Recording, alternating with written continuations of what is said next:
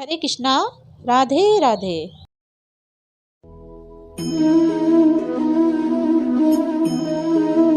तो जी आज की वीडियो में हम जानेंगे कि आखिर क्यों भीष्म पितामह जी को लेटना पड़ा बाणों की सैया पर।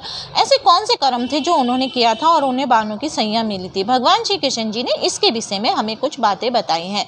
धार्मिक शास्त्रों के अनुसार माघ मास की कृष्ण पक्ष की नवमी को महाभारत के मुख्य पात्र भीष्म पितामह जी की जयंती मनाई जाती है। तो जी कई दिनों तक बाणों की सैया पर एक दिन भीष्म पितामह लेटे थे। तो लेटे लेटे वे सोच रहे थे कि मैंने ऐसा कौन सा पाप किया है जो मुझे इतने कष्ट सहने पड़ रहे।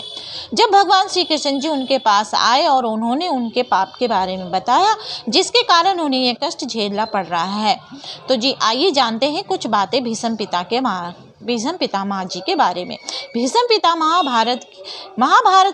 महाभारत की कथा के एक ऐसे नायक जो आरंभ से अंत तक इसमें रहे।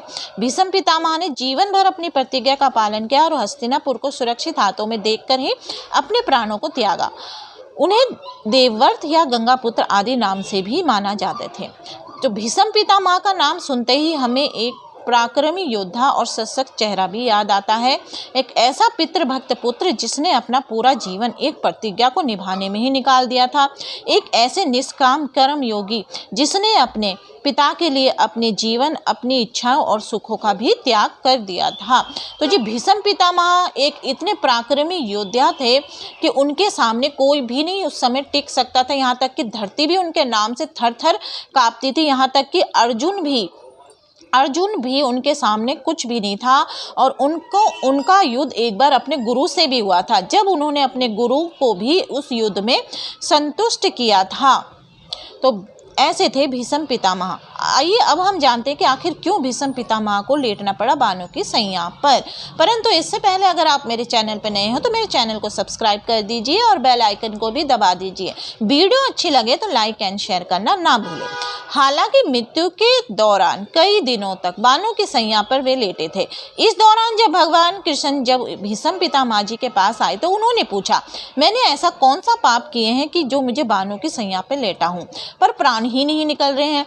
भगवान कृष्ण ने कहा कि आप अपने पुराने जन्मों को याद करो और सोचो कि आपने कौन सा पाप किया है। भीष्म बहुत ज्ञानी थे। उन्होंने कृष्ण जी से कहा कि मैंने अपने पिछले जन्म में रत्ती भर भी पाप नहीं किया है। कृष्ण ने उन्हें बताते हुए कहा कि पिछले जन्म में जब आप राजकुमार थे तो एक दिन आप कहीं घोड़े पर सवार होकर जा रहे थे तो आपके रथ के आगे एक सांप आया। उसी दौरान आपने एक नाग को जमीन से उठाकर फेंक दिया और कांटों पर उसे और वे जाकर कांटों पर लेट गया।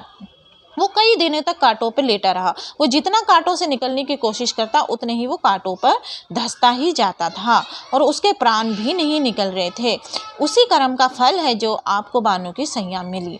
और इसी दौरान उन्होंने एक बात और भी कही, जब द्रौपदी चीरहरण हो रहा था तो उस समय आप एक दिन मौन थे, आपने कुछ भी नहीं किया।